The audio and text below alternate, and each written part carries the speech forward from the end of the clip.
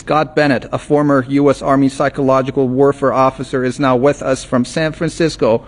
Scott, thanks for being with us.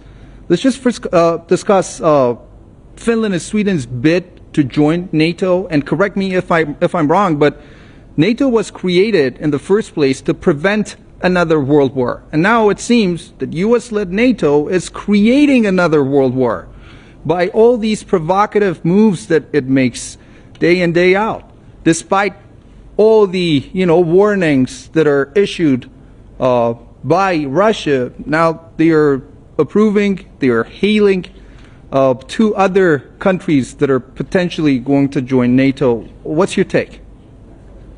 Well, NATO should have been disbanded and dissolved in 1990 when the Soviet Union dissolved, and essentially there became no threat to Western society, and instead NATO transformed into this parasitic assault weapon that has terrorized the world, engaged in color revolutions from Afghanistan to Libya to Iraq and elsewhere. And now we have Ukraine, of course. Before that, there was Bosnia and Herzegovina. So NATO is just a cannibalization monster that is rife with corruption, and it is, employing bureaucratic generals that couldn't get a job if their lives depended on it. So they're really just beta males occupying, a certain degree of employment. But it's tragic because you're witnessing the world lose all of its sanity, especially with Sweden and Finland having the foolishness to trade their neutrality at the behest of the United States pressure, trade their neutrality and safety, and put themselves in a far worse position where now, before they had no animosity or enmity against Russia, and now they potentially risk complete annihilation because Russia is not playing around. It recognizes the NATO threat, and it's responding to that NATO threat. And every nation that tries to intimidate or be part of the aggression against Russia is facing a foe that essentially could annihilate them with superior weaponry and has a moral fortitude greater than all of the European nations combined. Russia is in a very unique position because it has 30 years of betrayal and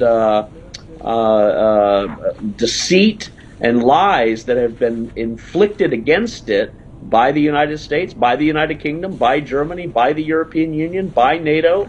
They've also witnessed the destruction of the Middle East and several of Russia's allies.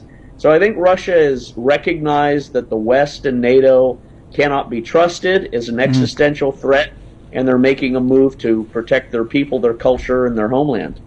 And Scott, at the same time, the United States is pumping more and more military aid to Ukraine. Now, recently, the Congress in the U.S. has approved a $40 billion aid package for that country. Where do you think the U.S. is going with this?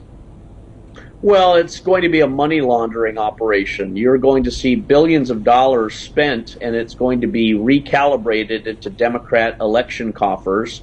Every piece of artillery equipment, military equipment that goes into Ukraine is going to be destroyed by Russia if it even reaches a battlefield. The Ukrainian soldiers have been essentially wiped out, and they don't possess the IQ or the training to be able to handle the advanced weaponry that the U.S. Is sending over there.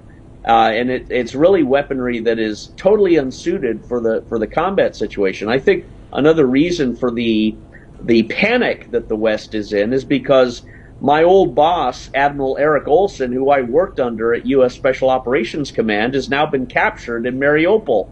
And the Russians are getting all of the intel from Admiral Olson about the nonprofit Spirit of America and all of the neocons and the Zionists and the Project for a New American Century individuals that have been part of everything from propaganda operations in Ukraine to the bioweapon chemical labs in Ukraine. This organization, Spirit of America, and Eric Olson, the Admiral of Special Operations Command, again, who I used to work for, this is a major capture by Russia. They've captured Olson, they've captured Cloutier, they've captured British and French soldiers.